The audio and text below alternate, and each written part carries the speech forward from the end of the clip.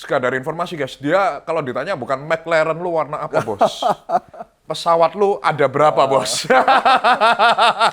US sama Iran, itu kalau yang namanya perang beneran, itu udah tembak-tembakan terus. Tapi ini kan tembak-tembakannya itu cuma drama Korea doang di awal gitu. Nah, Gambaran bro, prediksi bro ini kapan ini berakhir bro? perang-perangan ini. Iya, perang-perangan ini kan tarik ulur terus kan, damai gak damai, damai gak damai. Akhirnya pasar kan naik turun, Iya, naik turun, iya, naik turun. iya. Kita ngomong tanpa ada bicara tentang, oh Indonesia jelek, Indonesia suram. Kita ngomong tentang perputaran uang. Jadi ada kemungkinan nanti kan sekarang kita nih merah sendirian nih, semua lagi hijau. Jadi ada kemungkinan ketika market global atau Asia itu merah, kita nanti hijau sendiri. Dan itu pernah terjadi dulu. Pernah terjadi. Pernah terjadi. Bulan lalu diajarin Andri Hakim masuk saham lokal ya bro ya. Gue dari kripto melihat ke saham lokal itu lebih gampang Oh, bro. cuma gini toh. Iya, oh kayak gini. Sabtu Minggu kita masih kerja bro. Andri kan Sabtu Minggu pacaran. Tapi aku nggak punya waktu dan aku nggak ada suhu yang tak tanyain. Ngajarin untuk kripto. Nah, Oke. Abis saiki gini ketemu ya kita toh? les private Les untuk Prof private. Gema. Gitu. Nah kira-kira bro, dengan pelemahan kurs ini, target lu sendiri berapa titik terlemah kita dan apakah mungkin terjadi reversal dalam waktu midterm ini? Karena Jadi Hakim sama Gema, ya, sama-sama bank yang belakangnya I gitu. Iya, iya. BMRI sama BBRI. BRI. Nggak ada benar, nggak ada salah. Bokap gua beli dua-duanya, Bank Mandiri sama BRI. Ipar gua nggak beli. Belinya Bitcoin. saham apa yang industri sektor apa yang menarik untuk dikoleksi selain Big Banks atau Prof hanya rekomend untuk Big Bank aja? Kita lihat Apakah sektor AI ini sudah bubble atau baru mulai seperti internet di zaman 98 bro? AI is the new world order. Kripto sekarang Bitcoin terutama ya, bottomnya di angka berapa bro? Januari 2027. Yo guys, balik lagi kita hari ini kedatangan tamu yang sangat terhormat. Wah. Suhu. Siapa lagi kalau bukan Prof Gema? Kasih tepuk tangan dong.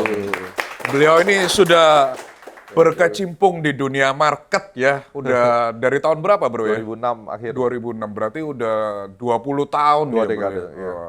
Gue ini udah follow dia even sebelum gue mulai konten bro. Oh gitu? Iya, gue ini follower setia lo bro. Jadi gue udah follow lu, waktu follower gue tuh masih ratusan bro. Waduh, masih waduh. 100 orang, Oke. 1000. Gue itu udah follow lu. Tapi mungkin lu nggak notice bro. Karena aku nggak pernah tahu kripto kan. Iya. Jadi saya ini dari dulu selalu nontonin konten lu bro. Waduh, Analisa lu, kamsia. YouTube lu. Gue juga nonton. Oke. Jadi ini sebuah kehormatan. Waduh, aku Kantor yang kita di terhormat Thrift nih. kedatangan seorang Profesor Gema guys. Thank you. Gitu kan. Nah mungkin bagi anak-anak kripto kan yang belum tahu bro sedikit intermezzo lah bro. Sebenarnya lo ini basicnya gimana dan sekarang lo ini heavy-nya di mana gitu bro. Biar anak-anak kripto yang mungkin kan belum tahu Prof Gema ini siapa bisa dapat gambaran kan. Sekadar informasi guys, dia kalau ditanya bukan McLaren lu warna apa bos? Pesawat lu ada berapa bos? Tadi ngobrol katanya pesawatnya ada 10 soalnya.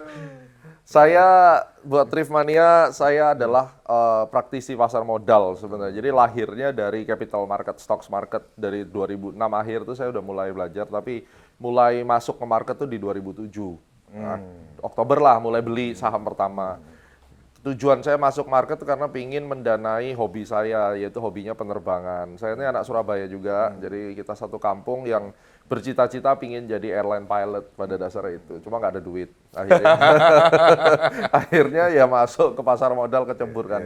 Ya keterusan sampai sekarang. Terus tahun 2008 kena awal-awal 2008 tuh bulan Desember, Januari kan mulai tuh market mulai jatuh. Itu kena subprime mortgage pertama kali tuh. Jadi beli saham bukannya untung langsung buntung waktu itu. Nah, akhirnya saya menyesal kenapa seperti ini. Mulai belajar tuh. Jadi setelah belajar baca buku karena dulu tuh nggak ada yang kayak sekarang YouTube apa kan belum ada ya. Jadi kita belajar terus kemudian Tuhan baik aku dikasih kesempatan untuk melihat fenomena bahwa oh ternyata yang membuat aku hancur itu karena timingku nggak pas. Either saya telat atau kecepatan sebenarnya itu. Terus saya riset, ternyata di Amerika itu ada yang make tentang planetary system dan lain-lain itu. Jauh sebelumnya, William Delbert Gann dulu. Untuk dikonekin ke market, bro. market. Analisa market. Betul. Itu nyambung nggak sih bro? Nyambung. Jadi memang Beneran nyambung ya? Iya, nyambung. Jadi memang sebelum saya itu dari 100 tahun sebelumnya sudah sudah kepake itu. Memang teori itu sudah ada ya. Karena sudah kan yang sering di hate comment dari netizen kan nggak percaya adanya astronaci itu lah Iya, bro dengan iya. planet-planet kok apa hubungannya sama market. Betul. Jadi kan waktu itu ya saya juga nggak percaya. Terus setelah saya ngelihat ini kok gila-gilaan nih, apalagi karya-karyanya Gunn ya. Terus kemudian dari situ saya dapat buku, bukunya itu David Bowden dari Australia. Dia yang nerusin keilmuannya lah gitu. Terus akhirnya saya pelajarin, saya menemukan beberapa hole, kesalahan-kesalahan, ketidaksempurnaan di situ yang akhirnya saya coba perbaiki. Nah itu di 2009 akhirnya saya keluarin Astronaci itu, keilmuannya, dasarnya. Nah sejak saat itu kita fokusnya adalah 4D kan, ada makroekonomi, mikronya fundamental karena di saham ya, Iya, betul. terus kemudian technical dan astrologinya itu untuk menghitung. Oh, jadi ini guys yang perlu diklarifikasi, diluruskan bahwa teorinya bukan cuma astronaci doang, Iya. ada makro, mikro, sama Iya, teknikal, nah, digabung dengan astronacinya. Astronaci itu astrologi dan Fibonacci. Oh. Jadi astronya itu menghitung time, Fibonacci itu untuk ngitung range pergerakan harga. Jadi price sama time itu ketemu sebenarnya itu. Sehingga kita bisa tahu nih, kayak misalnya pas COVID itu yang meledaknya itu ketika market lagi hancur-hancuran. Itu saya live, saya bilang market tuh bottom tanggal 24 Maret 2020 tuh end of the game gitu. Dan ternyata benar naik Itu terus. benar, Terus oke. waktu 2011 itu saya dihubungin Forbes. Jadi pertama kali saya masuk Forbes itu bukan di frame sebagai wah success before 30. Kalau sekarang kan ada itu di challenge. Saya dengar di Indonesia ada yang pakai gitu kan. Ya udah kita mau liput lu, tapi masukin analisis 1 bulan ke depan ya IHSG itu di harga berapa, di tanggal berapa. Waduh, aku takut juga nih kalau aku salah kan di print di majalah itu. Iya. Ya wis lah, cacing naga lah. Aku mikir. Niru Koko Andri ya, cacing-cacing naga-naga ya. Aku juga bukan siapa-siapa kan. Ya udah aku akhirnya tulis di situ 4.100 tanggal 22 Juli, 25 Juli itu aku tulis. Itu hari Senin gitu kan. Dan ternyata hari Jumatnya kena 4.100. Itu 1 bulan sebelum. Nah, sejak saat itu saya mulai go internasionalnya karena itu. Jadi 2010 saya udah jadi analis di UOB Kay Hian waktu itu. Oh, sekuritas ya berarti. Sekuritas. Jadi analis yang khusus untuk analisis dari segi time dan seterusnya. Aku dikasih kesempatan, dikasih panggung waktu itu kan. 4 tahun, terus aku buka cabang sekuritas. Udah, tapi pada saat itu kita udah masuk ke futures market. Jadi April 2008 tuh saya mulai masuk ke forex, ke gold. 2008 udah di forex dan gold ya. Udah, karena ada teman saya almarhum tuh dia ngajarin itu juga gitu, maksudnya yuk kamu cobain di forex gitu. Nah itu udah mulai berjalan. Jadi memang kita research company dasarnya. Yang kita layanin tuh awalnya adalah hedge fund, terus asset management, terus mulai merambah ke retail. Ya sampai hari ini akhirnya gitu. Jadi kalau dipertanyakan beliau ini sudah bahasa kasarnya malang melintang ya, Bro, Malang ya. melintang, Malang melintang di sakit-sakitan. persilatan dunia finansial Benar, kita. benar. Ya. Jadi memang yang paling mengerikan tetap kalau menurut saya 2008 sih. Oh ya, Itu sadis. everything. Untungnya gua baru masuk market 2009. Wah, pas enak-enaknya. Iya. Aku pas 2009 habis duitku, kena 2008. Iya. 2009 aku baru mulai belajar, Bro. Oke. Mulai belajar dikit-dikit, tapi mulai masuk besar itu di 2014. 14 ya. Tapi untungnya nggak waktu pas krisis Pas itu. krisis, iya. Dan 14 pun setelah 13 krisis itu. Iya, jadi Waduh. puji Tuhan untungnya dapatnya yang pas Pas momennya. ya. Nah, Siap. Dan sekarang kita masuk bro ke dalam sektor makro kita bro. Nah, tentu kita tahu sekarang bahwa AS dan Iran ini kan sedang ya kadang beritanya damai, kadang menyerang, kadang lanjut, kadang damai. Seperti pasar ini digoncang-goncang. Nah kalau menurut bro sendiri secara gambaran bro, prediksi bro ini kapan ini berakhir bro? Perang-perangan ini. Iya perang-perangan ini kan tarik ulur terus kan. Damai gak damai, akhirnya pasar kan naik turun, Iya, naik turun, iya, naik turun. iya. Terutama barrel kemarin kan oil sempat nyentuh 120 kan Iya, titik tertingginya. Nah, kalau dari pandangan lo sendiri secara analisa ya bro, apa yang akan dilakukan oleh pemerintahan US dan Iran? Apakah mereka akan melakukan tarik ulur terus atau ada prediksi damainya kira-kira kapan atau Jadi gimana? bulan April itu saya produksi sebuah model namanya Eye of Future, itu teknologi kita gitu. iya. Jadi kalau ada beberapa siklus astrologi yang saya masukin ke software, itu nanti setelah di format tuh akan kelihatan kayak siklus besar, naik gelombangnya gitu. Dan bottomnya itu kelihatan kira-kira di Juni minggu kedua sampai Juli. Ya. Nah, artinya kalau market itu benar-benar bisa berbalik seperti itu, di April itu saya berpikir kemungkinan besar selesainya itu di bulan Juni. Which is kemarin sebenarnya udah sempat gencatan senjata, udah selesai dan bahkan udah selesai kan. Tiba-tiba ada friction lagi. Cuma kemungkinan ending dinyatakan sudah sampai hilang beritanya itu mungkin di Julian kira-kira. Itu yang saya produksi waktu di bulan April, ya kan? Itu nomor 1. Nomor 2, kita mesti lihat ini perang beneran atau bukan. Betul. Dan saya keliling di beberapa podcastnya teman-teman, saya sampaikan US sama Iran.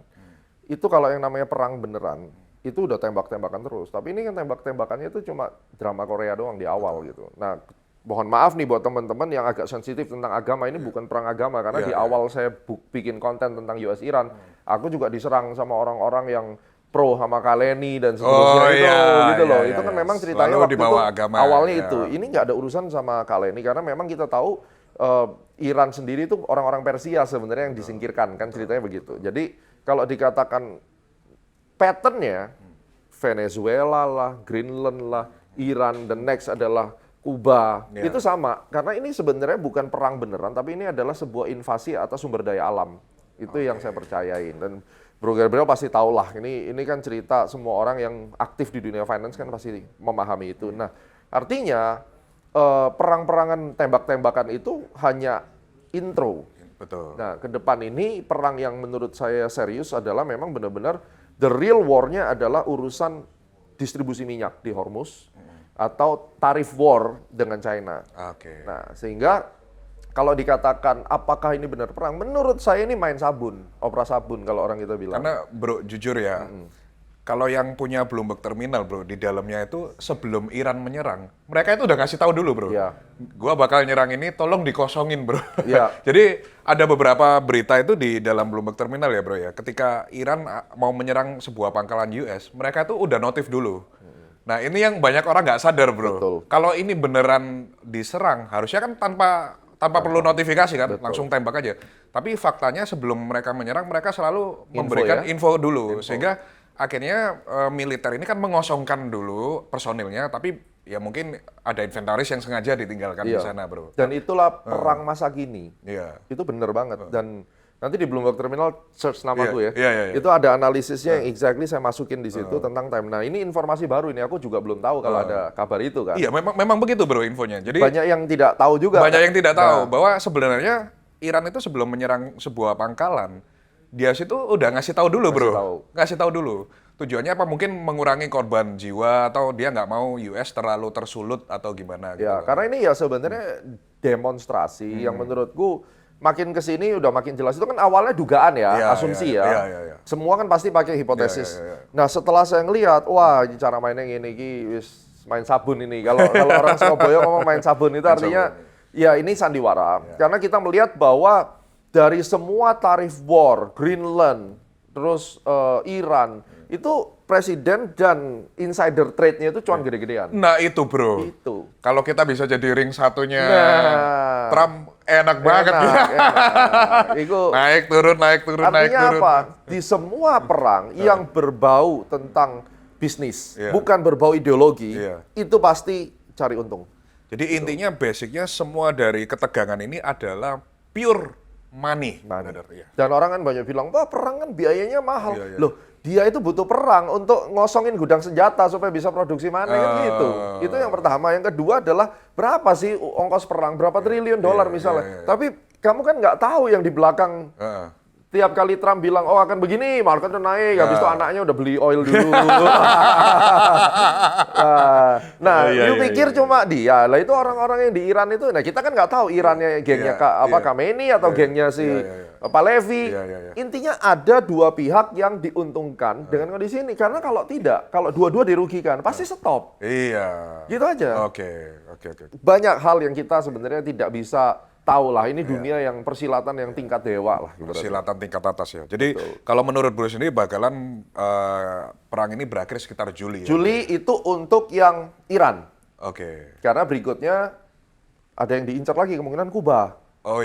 Nah Trump ini punya dua senjata dan jenius nih orang. Yang pertama adalah perang-perangan masalah minyak. Yang kedua adalah tarif war-nya dia. Yang masih di open kan. Jadi dua senjata ini akan bikin dia manusia paling kaya di planet lah ibaratnya. Dia akan mengejar ke situ tuh intinya gitu. Nah, kemudian dengan konflik ini, brother, kan kita tahu bahwa sekarang likuiditas di market ini lagi seret, termasuk di pasar US, termasuk di pasar kripto, dan lain sebagainya. Kira-kira dari dampak perang ini ada kemungkinan nggak untuk Fed menurunkan suku bunga? Apalagi kan sekarang orang Fed ini kan diganti, kita bahasa kasarnya orangnya Trump lah. Ya. Nah, dari pandangan bro, apakah mungkin terjadi pemotongan suku bunga yang agresif dalam? Kalau agresif kayaknya belum berani. Nggak berani. Menurutku belum berani. Selama inflasinya inflasinya ini masih mau stabil atau mau naik ya, tanda-tandanya. Karena sekarang kan di Amerika sendiri waktu perangnya US-Iran itu pas aku lagi di US. Oh. Nah itu aku ngerasain banget yang namanya fuel itu meledak harganya. Oh. Nah ini kan akan memancing inflasi naik. Pasti kalau harga minyak naik, bensin naik, bahasa awam ya untuk teman-teman ya. Misal harga Pertamax lah, atau harga Petralet naik ya otomatis harga barang-barang ikut naik Ikut kan? naik. Otomatis itu. Nah ini kan menjadi masalah besar tuh sebenarnya. Jadi ya menurutku mereka akan turunin karena memang Trump maunya diturunin. Kan? Selalu dia maunya turunin. Ya setengah lah paling nggak, atau seperempat lah misalnya. Paling 25 BPS lah paling besar segitu sih. Kalau aku bilang agresif sampai tiap kali The Fed turunin 25 kayaknya kecil. Belum ya. Chance kecil. Jadi kemungkinan dalam tahun ini market akan sideways ya, bro ya. Kalau yang US market kan sekarang lagi kencang-kencangnya tuh, ya harusnya sih masih kencang. Nanti ada koreksi lagi. Nah market itu punya cycle-nya menarik. Kalau ini market cycle nih, makanya kita mesti belajar itu. Ini teorinya Gann sebenarnya. Jadi kalau di bulan Januari dia membentuk resisten tinggi, dia naik. Itu biasanya akan turun terus sampai bulan Juli. Nah ini yang terjadi di Indo. Kalau misalnya market itu naik terus all the way up sampai Juli, itu drop sampai akhir tahun. Biasanya kayak begitu. Nah yang terjadi di US ini kan terus naik nih sampai Juli. Nah ini yang kita mesti lihat. Jadi bisa aja nanti switch. Kita ngomong tanpa ada bicara tentang oh Indonesia jelek, Indonesia suram. Kita ngomong tentang perputaran uang. Jadi ada kemungkinan nanti kan sekarang kita nih merah sendirian nih, semua lagi hijau. Jadi ada kemungkinan ketika market global atau Asia itu merah, kita nanti hijau sendiri. Dan itu pernah terjadi dulu. Pernah terjadi? Pernah terjadi. Berarti tidak menutup kemungkinan ya? Iya, tidak menutup kemungkinan. Secerca harapan buat para investor IHSG. Jadi jangan termasuk saya yang baru nyemplung bulan kemarin. Jangan kita campur adukan dengan kasus MBG, Kopdes, apa. Kita pisahkan dulu. Mari kita menjadi analis yang profesional. Kita ngelihat dari fakta. Pernah behavior finance, kita pakai konsep behavior finance, itu pernah terjadi di Indonesia. Kita merah sendiri, pernah. Dan kita hijau sendiri, itu juga pernah. Pernah. Artinya apa? Hot money ini kan sebenarnya muter. Nah kalau nanti market US itu udah di take profit rame-rame, kan sekarang udah mulai di sell off, bondnya juga mulai di sell off nih. Dan Indonesia lagi terpuruk nih. US dolarnya sangat kuat terhadap Indonesia, sahamnya murah, itu udah super murah banget saham kita untuk dihajar mereka sebenarnya masuk gitu. Nah, kembali lagi kan IHSG ini ketat ratanya dengan USD dan rupiah, bro. Kemarin gua telepon si Andri kan, dia kan memang holder BMRI yang cukup besar kan. Terus dia ngomong, lu hold BMRI aja untuk dividennya kan dapat 11% kan BMRI. Tapi gua berpikir kan, gua heavy on Bitcoin dan USDT kan, bro. Nah sekarang apa artinya dividen 11%? Kalau kurs rupiah kita melemah terhadap dolar sampai 15%, brother. Sedangkan kalau kita ngomong di Bitcoin dan USDT ya, USDT bisa di stakingin lah, dapat dividen juga 3% sampai 4%. Bitcoin misalnya naik 6%, dikursin ke rupiah kita dapat double cuan lagi. Nah, lalu kenapa saya harus masuk ke BMRI gitu dengan dividen 11%, sedangkan pelemahan kurs rupiah kita udah 15% something ya tahun ini ya harusnya. Nah, kalau menurut bro sendiri, gimana bro? Jadi ada 3. Yang pertama adalah orang yang tidak memahami atau tidak merasa nyaman atau tidak punya skill untuk diversifikasi portfolio, ya udah beli Bank Mandiri.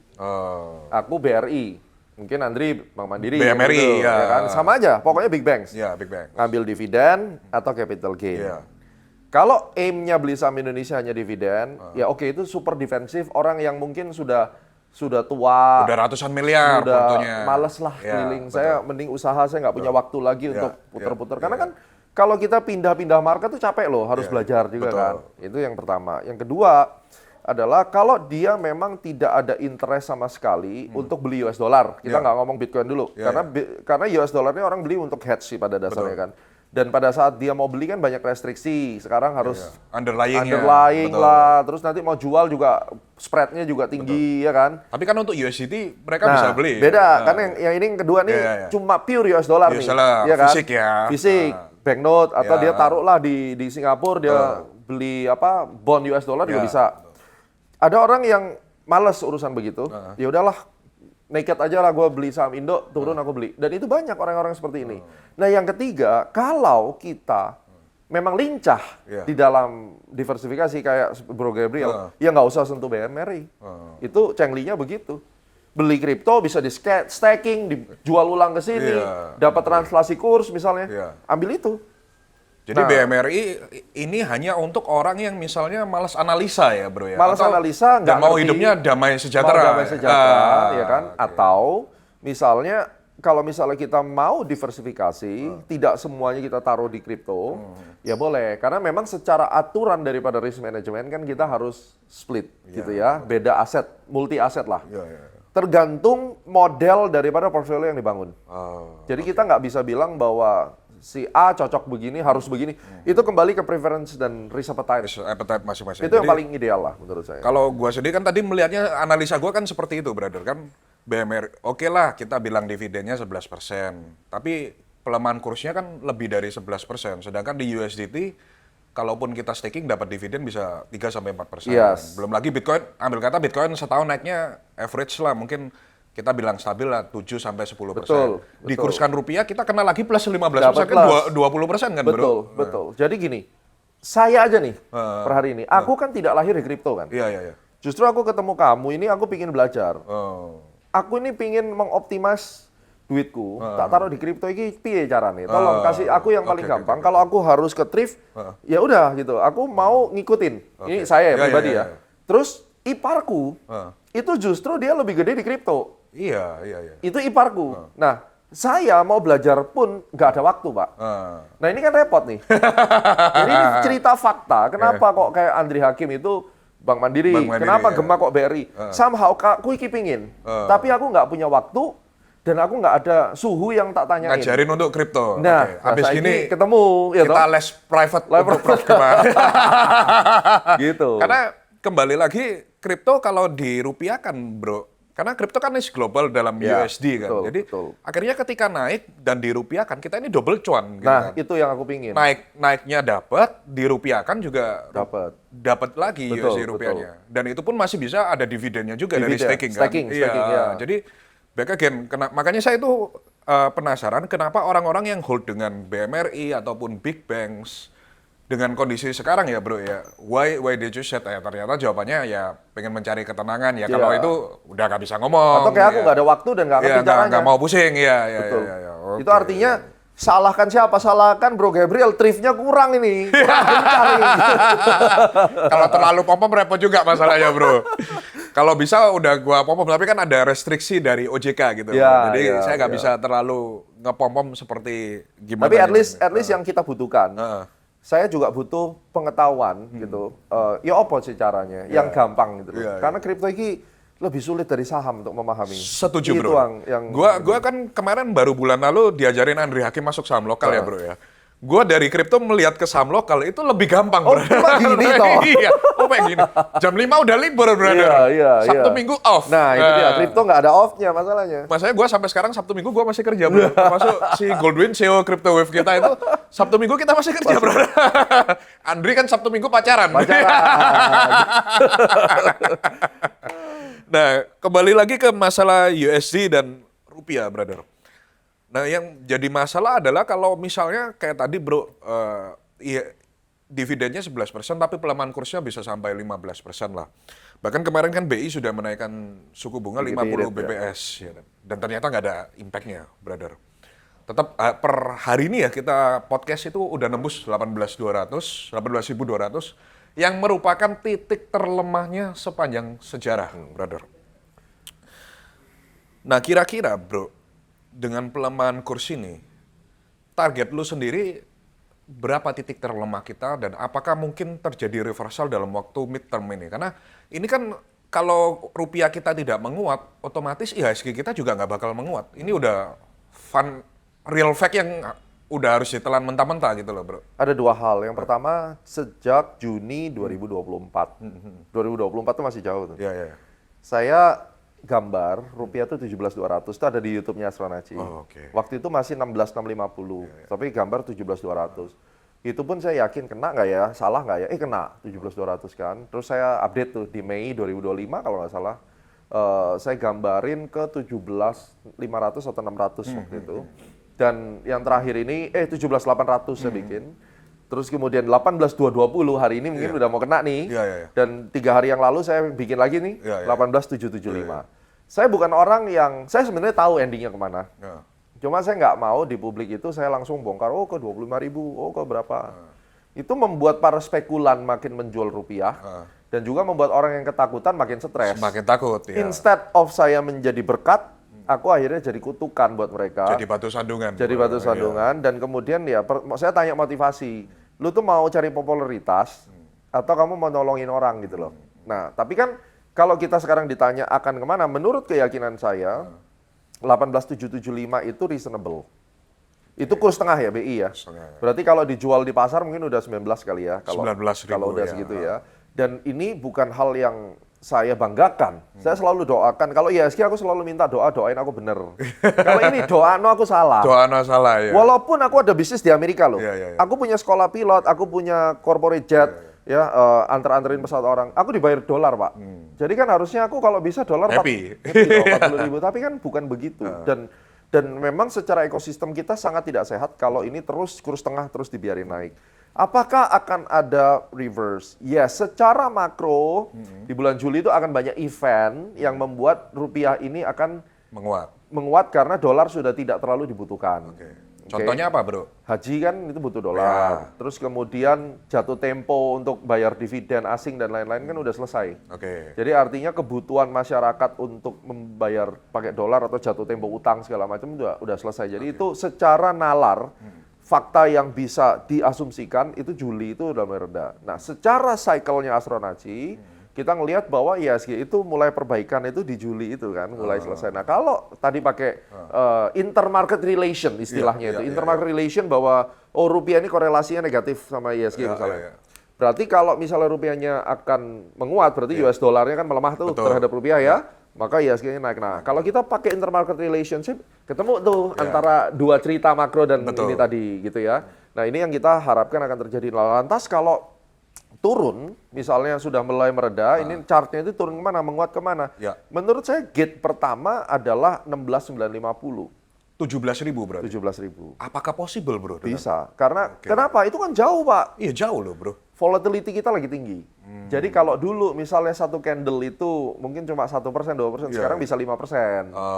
Kayak IHSG sekarang, satu hari turun 4-5%. Iya, kemarin 4% something kan? Hari ini naiknya juga 5%. Iya. Yang pas kita podcast ini kan saya bilang bahwa ada kemungkinan tanggal 9 Juni, ya kan? Naik 5%, kok kesannya besar 5%? Itu biasa saja. Karena kita mesti lihat ini volatility ada naik nggak? Kalau terjadi kenaikan volatility, which is itu waktu COVID juga sempat naik, ya itu biasa, 5-6%. Artinya kalau rupiah nanti dalam waktu 1 minggu itu tiba-tiba menguat 10%, ya juga bisa. Oke. Berarti target Prof sekarang adalah titik tertinggi USD dollar. Sementara 18.775. 19.000 lah kita bilang. Ya. Dan titik terendahnya adalah 17.000. 17.000 untuk 6 bulan ke depan. Untuk midterm ya. Midterm. Jangan diklip sembarangan ya guys. Jangan Ini diklip. midterm. Nanti jangan podcastnya hari ini diklipnya tahun depan bro. repot. Gue pernah kayak gitu soalnya. Gue klip podcast tahun 2024 apa 25 diklip sekarang berarti. Ya nggak relevan lah. Sekarang tanggal berapa sekarang? 9 Juni 2026. Juni ya. Jadi 9 Juni 2026 midterm 6 bulan ke depan ya. Betul. Oke. Jadi kalau kita bicara dari historical, recovery period daripada rupiah itu paling cepat selalu 12 bulan untuk kembali ke nilai wajar. Nilai wajar. Nah, nilai wajar kita itu di mana? Nggak usah dari saya deh, Pak Presiden kan udah bilang mau dibikin di 16.850. Betul. Iya kan? Ya udah ikutin aja apa kata Presiden itu kita Berarti ikutin. di 17.000. Tapi waktunya berapa lama? Ya, secara historis dari 2008 ya 2013 juga itu butuh waktu sekitar 12 bulan paling tidak. Nah, ini yang harus kita lakukan. Nah, kalau misalnya ditanya sweet spot rupiah itu di berapa? Itu 15.000 sampai 15.500. Itu sweet Sangat spot. tidak mungkin bro untuk menyentuh kembali Nah, ke 5. artinya, Menurut saya keyakinan juga saya nggak susah, mungkin. apalagi 1 bulan. Iya, Itu yang diinfokan kepada masyarakat Iya, kan. iya, iya. 1 bulan kita akan berusaha menekan ke 15.000, 1% chance-nya. Iya, iya. Ini kedaulatan Tuhan. Kan kita nggak boleh 100% Iya, toh. iya, iya, iya. 99 Betul, menurut betul. saya masih butuh waktu yang lebih panjang. Oke. Tapi sweet spot, kalau mau ditanya, Indonesia bisa nyaman, equal antara ekspor dan utang luar negeri dan lain-lain itu di 15 ribuan. Oke. Di atas 15 ribuan itu kita tetap tekor. Gitu. Tapi menurut keyakinan kita kan sangat tidak mungkin itu, brother. Susah. Ya susah, Susah. brother. Ada banyak hal yang kita nggak bisa ngomong ke publik. Menurut kita itu Susah. 15.000 sangat Iya. susah sekali terjadi. Jadi kita bilang bottom yang paling masuk akal adalah 17.000 ya. 17 lah. Untuk follower kita 17.000 is the most logical. Ya, reasonable, Reasonable. untuk kita bicara itu. Nah, bro, kita sekarang masuk ke dalam sektor masih dalam sektor rupiah, bro. Nah, kita bukan mau menjelekkan pemerintah kita, bro. Kita ngomong sewajarnya saja. Setiap pemerintahan kan pasti ada plus minus yang Yes. otomatis. Nah, apa yang harus sekarang pemerintah lakukan supaya kurs 18.200 yang sekarang kita hadapi dan bro prediksi 19.000 ini semoga salah dan tidak terjadi, bro. Apa yang harus pemerintah lakukan untuk secara singkat ya mungkin 1-2 poin aja supaya kurs ini kembali lagi normal, stabil gitu loh, bro. Jadi nggak terlalu, kan pengusaha seperti kita ini kan carinya kestabilan, bro. Oke lah kalau 17.000 ya 17.000, 17.100, 17.200, 17.000, bukan yang langsung tiba-tiba naik-naik terus gini. Nah, apa yang harus dilakukan pemerintah kita untuk saat ini, bro? Ada 3 hal yang penting harus kita ketahui. Yang pertama adalah internal problem, yang kedua external problem, which is itu war. Yang ketiga adalah konspirasi yang terjadi di dalam kejahatan elit global memainkan sebuah negara yang kaya dengan sumber daya alam. Ini tidak bisa dipungkiri dan itu ada di video Untold Story 1 dan 2. Internal semua orang tahulah. Orang selalu bilang MBG, Kopdes, apa segala macam. Saya berani taruhan. Hari ini internal tak bersihin. Ya. Belum tentu rupiah menguat. Oke. Saya bersihin ini, tutup itu Kopdes, tutup itu MBG, Belum tentu juga rupiah menguat. belum tentu. Oke. Kenapa? Karena ada konspirasi yang elit global mainkan. Yang saya yakini, menurut keyakinan saya, kalau salah ya nggak apa-apa ya, menurut keyakinan saya kok, bahwa ini merupakan punitive action kepada Pak Presiden kita. Karena Presiden kita mencoba membela kedaulatan negara dengan pasang 2 kaki. Oh. Belanja dari Rusia, belanja dari Prancis, supaya apa? Tidak terlalu dikekang itu loh. Ya. Karena dia terhadap Eropa itu sudah mengeluarkan uang. Ya. Benar-benar belanja alusista, Ya. ya kan? Terus kemudian ada kontra oil dan seterusnya. Dan setiap kali Presiden ke Prancis, saya udah buktiin chartnya, turun market kita, rupiah melemah. Jadi ada intervensi asing. Itu yang saya percayakan. Jadi, internal lah, ini hanya dicari-cari alasan supaya membenarkan, menutup cover itu. Yang kedua adalah asing war, ya. Jadi ada trade war, ada US Iran, nanti sama Kuba. Ini juga menjadi tekanan. Yang ketiga konspirasi. Nah, sekarang apa yang harus dilakukan? Oke, benerin tata kelola negara yang tidak holistik itu nomor 1 di mana-mana saya udah ngomong. Jadi hati-hati kalau ngomong saya adalah tukang cebokin pemerintah. Ya, hati-hati. Saya memang pernah sebagai penasihat senior kepala staf presiden. Yes, tapi bukan berarti yang salah saya tutupin. Tapi kan saya memberikan masukan ini kritik gitu ya. Internal benerin deh. Apa yang udah trust issue lah apa semua itu udah banyak. Benerin itu. Nah, setelah ini bener, yang harus segera kita lakukan itu adalah mencegah sell off rupiah besar-besaran. Oke. Karena rupiah kita melemah itu bukan karena US dollar yang menguat. Karena sell off-nya Sell betul, off. setuju. Karena DXY indeksnya DXY-nya nggak tapi kemana-mana. ya betul. Ya, itu yang selalu saya bikinkan narasinya dan itu bukti gitu. Tapi duitnya berarti ada lari kemana? Betul. Ke Singapura. Oh. Nah, ini yang saya percaya bahwa Singapura itu menjadi cangkang atau mother vessel-nya negara elit global. Ini sama kayak dia markirin pesawat perang gede ngintai Indonesia melalui Singapura dengan sistem peperangan moneter. Nah, artinya bagaimana supaya kita tidak sell off harus memberikan daya tawar yang indah supaya orang berani masuk sini dan Daya tawar indah ini kepada investor kepada asing. investor supaya harus ada FDI. Oke, internal itu harus diberesin dulu kan. Nah, cuma kita juga mesti ngunci dari DHE itu. Karena salah satu yang make sense menurut saya adalah DHE itu harus segera tarik balik. Iya, betul. Under invoicing, transfer pricing itu harus dikelola karena betul. itu duitnya memang lari keluar kan, nggak bisa dipungkiri. Dan yang kedua adalah, tarik balik investor masuk ke Indonesia sebagai contoh. Capital gain di kripto di berjangka itu pakai PBH final. Betul. Kalau kripto kan udah final. Iya. Berjangka belum Berjangka ya? belum. Iya, berjangka Iya kan? masih progresif kan. Terus dividen 0% dong. Setuju. Dividen Dividen tax-nya. IHSG ya. Iya kan, saham ya? supaya orang Setuju. asing tuh berani taruh duit di sini. Betul, betul. Nah, mempermudah juga orang-orang yang mau invest ke sini, birokrasi otomatis itu yang masalah internal kan. Nah, kalau kita sudah bicarakan tentang benefit orang taruh uang di Indonesia, harusnya akan aman. Oke. Memberikan insentif kepada investor Yes. gitu ya. Jadi insentif. pajak dividen dinolkan, kemudian pajak kayak tadi berjangka otomatis Berjangka. ya, forex, kemudian gold itu di 0% kan. Betul. Dan saya tambahkan ya. Difinalkan, sorry, Difinalkan. 0,1 lah Betul. paling ya. Jadi FDI ini penting. Dan ini pemerintah itu harus fokus di FDI-nya. Karena tanpa adanya foreign direct investment dan placing duit di sini, itu berat. Nah, Itu sangat ini berat. yang orang-orang harus aware, kita ini masih butuh investor asing, brother. Betul ya? Betul. Karena orang-orang ini seakan-akan kalau Antek-antek mendengar asing. iya, Wah. antek-antek asing kau. Padahal ketika akhirnya terbukti asing cabut dari IHSG kita, rontoknya habis. Iya, memang- Sebuah negara yang ditinggalkan oleh elit global, oleh Western, itu artinya negara yang sudah tidak bisa dieksploitasi. Betul. Nah, Indonesia ini masih bisa dieksploitasi. Sehingga sebanyak mungkin undang investor asing, tetapi dikelola dengan benar. Nah, di tengah kita podcast ternyata ada breaking news. Yes. BI menaikkan suku bunga menjadi 5,5%, naik 25 Ini BPS. menjawab kita tadi ya, apa yang harus dilakukan? Apa yang harus dilakukan? Ternyata langsung keluar. The power of Gabriel Ray. Dan the power of Prof. Gemado. Aduh, mantap. Nah, sekarang pertanyaannya bro, kan otomatis suku bunga ini dinaikkan karena rupiah udah tembus 18.200. Kira-kira bro, dalam midterm ini ya, what happened to IHSG? Dan bottomnya kira-kira prediksi lu di angka berapa? Oke, jadi kita urut dulu dari waktu di atas. Iya. Desember 2025, saya gambarkan IHSG akan ke 9150. Betul. Kena. Lalu saya tulis di bawah, itu ada resiko di 6.000. Saya update, ya 6.000 dan 5.900 itu zone, ya. Terus saya update ke 54, which is itu ada lubang gap di situ. Nah, 54 udah kena nih ya, dia mulai naik ya. Nah, kalau kita bicara resiko terbawah, berapa Pak? Ada yang bilang 4.500, ada yang bilang 3.000. Bisa, semua itu bisa kena ke 1.000 juga bisa. Masa sampai 1.000? Iya, namanya orang punya asumsi. Oh, punya asumsi. Cuma yang mana yang probability-nya paling gede. Level terendah, yang paling rendah, terbawah, dengan durasi kapan nih? Sampai midterm ya, midterm berarti kurang lebih bulan Juli ya. Ya.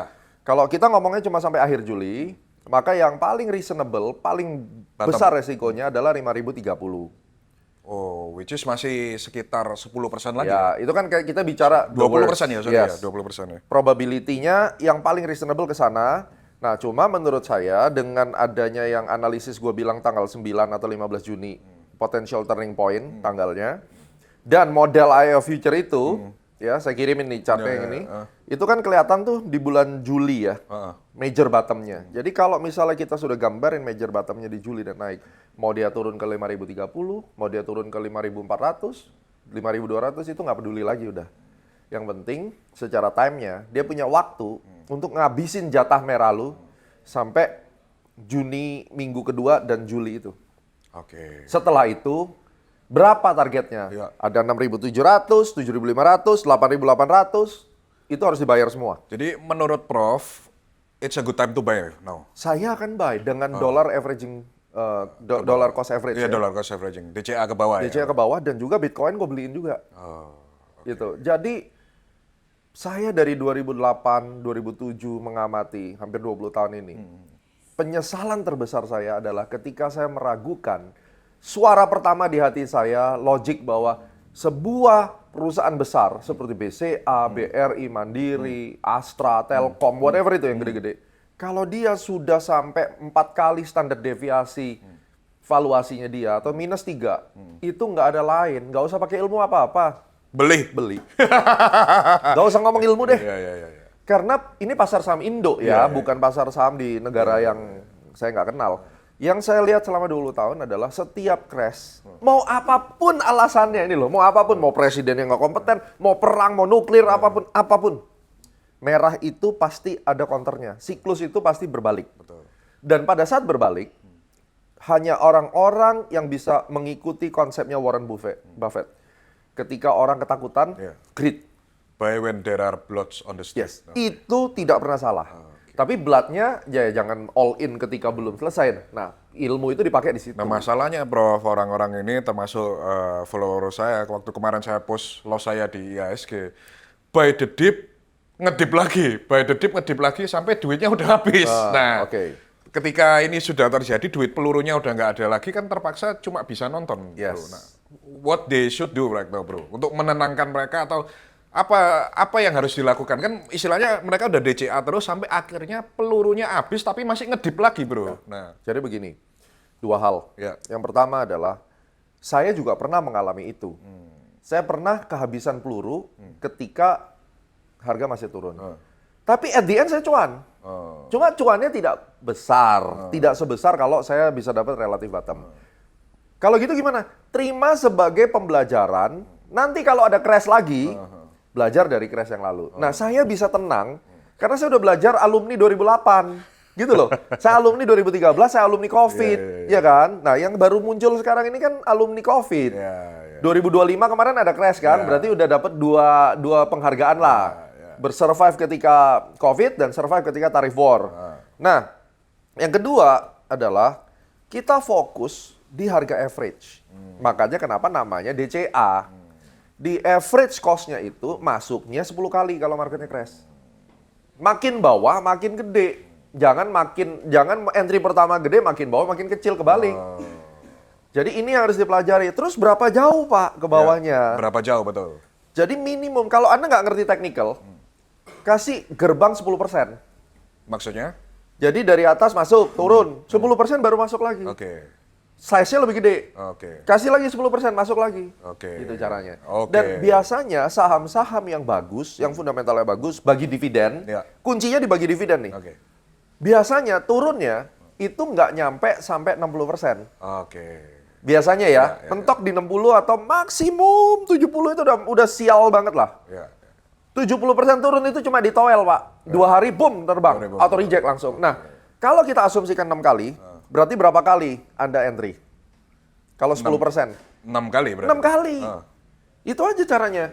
Jadi dari kira-kira, oh resistannya di sini yang jebol nih, ada volume gede. Hitung 60%, Oke. tiring 6 kali, yang terbawah yang tergede. Oke. Berarti itu cara DCA yang benar ya? Yes.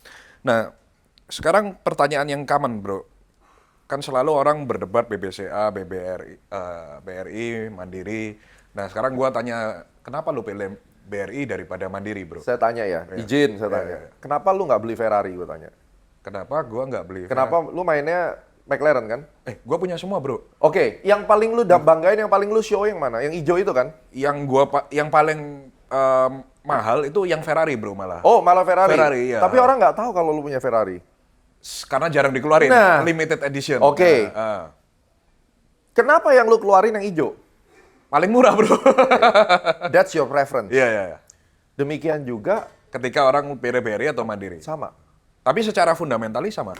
Gini, fundamental tuh plus minus. Oh. Tapi kalau konteksnya adalah ketika crash, Iya. waktu recover semua itu lomba naik, lomba lari dah gitu aja. Tinggal sekarang lu jajarnya Ferrari, McLaren, Lamborghini, siapa yang nyampe duluan. Jadi intinya dari semua big banks ini nggak ada yang jelek ya, tergantung preferensi masing-masing aja ya. Oke. Ya ini lu susah sih ngomong sama dia, punya semua gimana. Tapi kan ada orang yang lu ketemuin, Iya, iya. dia Lambo. Misalnya Iya, iya. Bang Hotman deh, Ya. Nggak ada Ferrari kan? Iya, nggak punya Ferrari. dia Lambo kan. Iya. Kalau tanya sama dia kenapa, pasti ada preference. Ya. Sama. Lebih suka desainnya Lambo. Andri Hakim sama Gema, Iya. sama-sama bank yang belakangnya I gitu. Iya, iya. BMRI sama BBRI. BRI. Nggak ada benar, nggak ada salah. Bokap gua beli dua-duanya, Bank Mandiri sama BRI. Ipar gua nggak beli. Belinya Bitcoin. Tapi pertanyaannya, semua barang yang barusan kita sebut, giliran recovery dari crash, lomba lari kencang-kencangan. semua. Nah, itu aja yang kita lihat gitu. Berarti itu cuma masalah preferensi. Preference, cuma tentunya kita lihat kan semuanya bagi dividen. Berarti ada similarity. Berarti kalau misalnya mau Ferrari, mau McLaren, semuanya adalah supercar to hypercar gitu. Ya. Kita harus bicara apple to apple, same tier gitu. Ya. Itu aja. Oke. Nah, sekarang dalam posisi pasar seperti ini, Prof.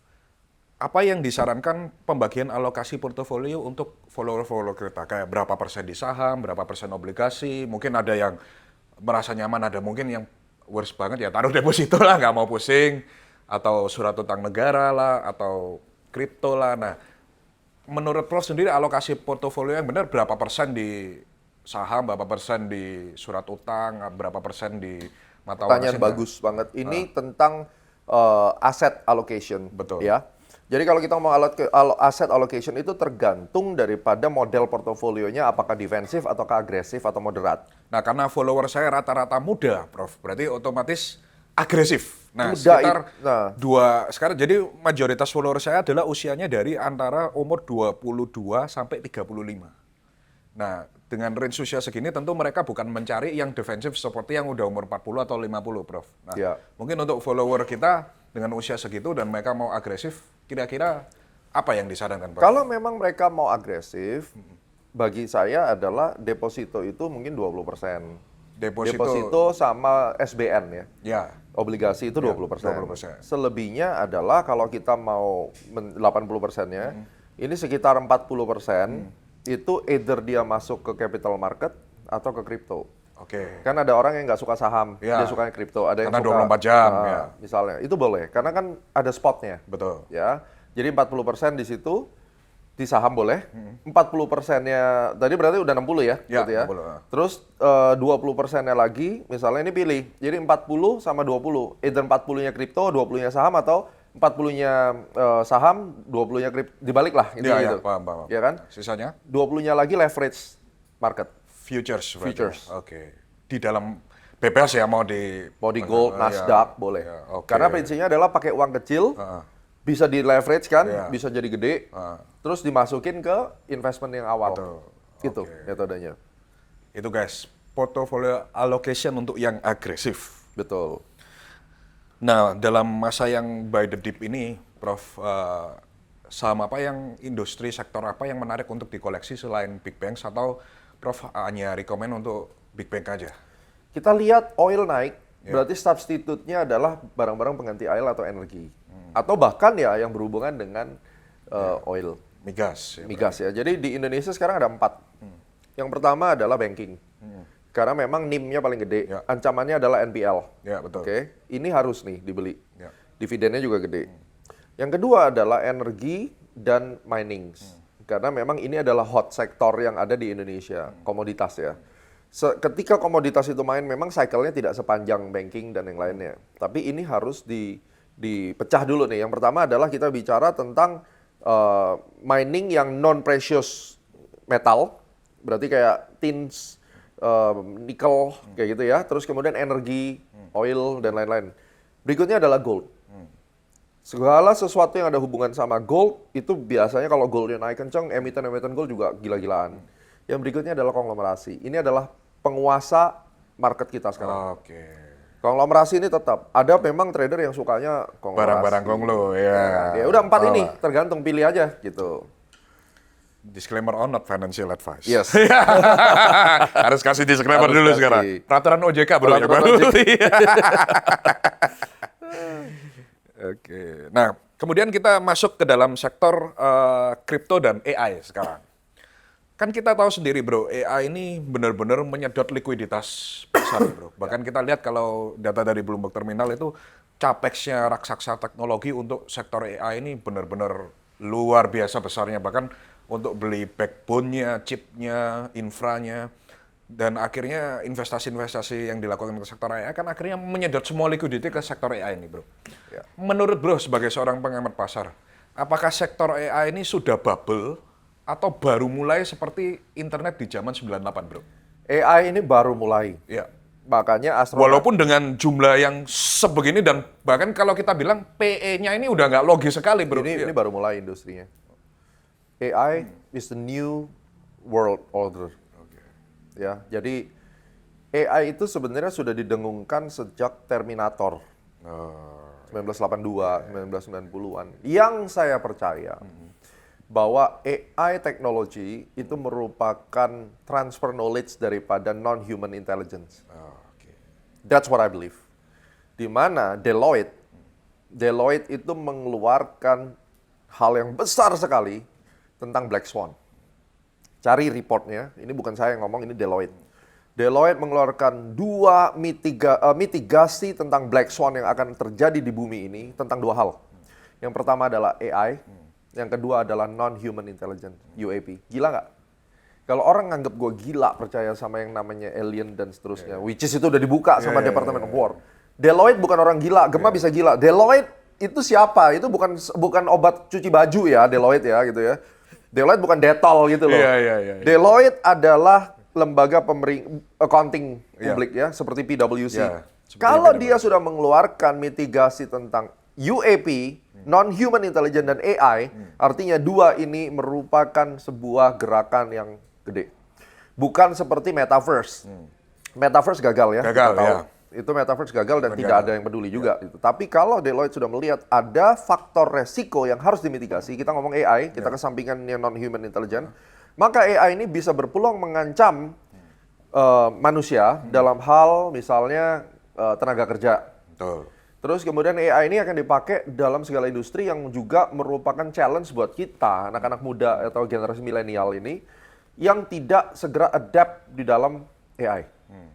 Jadi menurut saya ini baru awal mula, seperti online trading yang baru mungkin dibuka tahun 2004 mulai di-develop, 2005 mulai diumumkan, terus 2007 mulai semua orang pakai gitu. Nah ini yang gue takutin, jadi kalau gue nggak update juga, itu berbahaya gitu. Berarti walaupun dengan PE yang gila-gilaan, kemudian juga valuasi yang luar biasa, yang secara logis revenue dengan valuasinya kan nggak masuk akal, ini just getting started ya menurut Nanti akan Prof. adjust, karena kan valuasi itu kan dari price to earning ya, misalnya ya. Jadi price-nya udah duluan nih, karena hype. Nah earning-nya ini kan nanti akan pelan-pelan ngejar. Nah sebelum dia, kalau gap-nya terlalu jauh, deviasinya, dia kan crash lagi nih. Nanti ngejar, tapi secara mega trend-nya kan masih belum ada. Nggak bisa dipungkirin, karena AI itu nggak mungkin bisa didinai udah gitu. Jadi bukan bubble ya? Bukan. Menurut saya bubble, iya ada bubble. Tapi kan bubble, cuma kalau kita tarik 20 tahun, growing nggak gitu. Kayak 2008 deh. Sekarang Dow Jones 50.000 kan melalui bubble-bubble juga kan. Gitu. Jadi ini bukan tren sesaat ya bro? Bukan, kalau menurutku bukan. Valuasinya ya, kita ngomong valuasi ya, bukan itu. Ya. Nah, kembali lagi kan ini kemarin sempat dikaitkan bro, kenapa likuiditas di kripto juga menurun, salah satunya kan kesedot ke dalam sektor AI ya.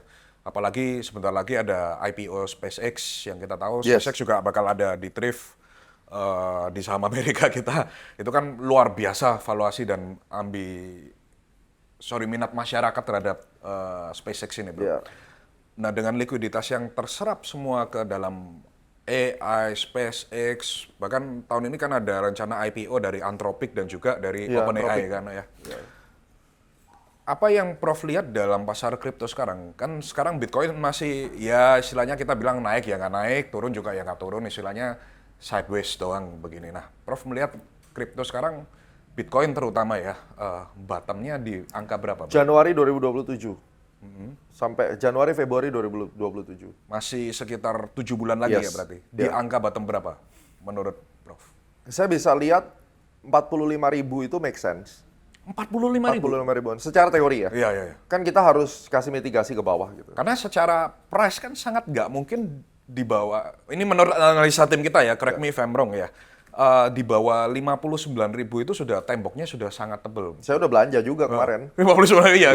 Kita juga udah nyerok di 59.000. Tapi kan pertanyaannya kenapa bro percaya 45.000 itu adalah angka bottomnya bro? Price action basis saja. Kita ngeliat price actionnya dan itu ya bisa salah gitu. Kalau kita tanya, oke Pak Gemma berapa persen deh probability-nya? 60%. Yang paling tinggi probabilitasnya bottom berapa bro? Sekarang kan di 63-an ya. Kalau kita ngomong probability paling tinggi 52 sampai 55. 55 is the strongest support ya. 55, 52 udah habis itu up gitu misalnya. Dan kita akan recover sekitar di Januari 2027. Nah, ketika recover, what is the target price dari seorang Prof Gemma? 125.000. Kembali ke ATH berarti? Lebih. Karena target jauh saya 159 nih. Untuk the next bull cycle ya? Yes. 159.000. Jadi bottom strongest menurut Prof Gemma adalah 55.000 dan 52 sampai 55. 52 sampai 55 ya. Range-nya. Yang paling tinggi ATH-nya adalah 159.000 159.000. sekitar tahun 2027 ya. Mungkin butuh 2 tahun kan. 2 tahun, ya. Kita nggak tahu berapanya. Cuma kan bull cycle-nya kan udah jelas tuh Januari Februari itu. Gitu. Jadi Bitcoin itu cycle-nya 48-12. Itu yang harus kita ketahui. Oke. Jadi 12 ini yang kita pakai buat sakit-sakitan, 48 bulannya bull-nya. Gitu. Oke. Ini sekarang kita masuk ke penutupan, Prof. Yes. Nah, jadi itu guys, hari ini podcast bersama seorang Profesor Gema, semoga bermanfaat, baik itu untuk saham, baik itu untuk kripto, baik itu untuk emas dan lain sebagainya. Semoga podcast ini bermanfaat buat kalian semua. Kita berikan secara gratis ya, Prof ya. Luar biasa, ini bobotnya saya nggak nyangka sih. Karena yang tanya orang market, bro. Iya, luar biasa. Bungkus. Thank you.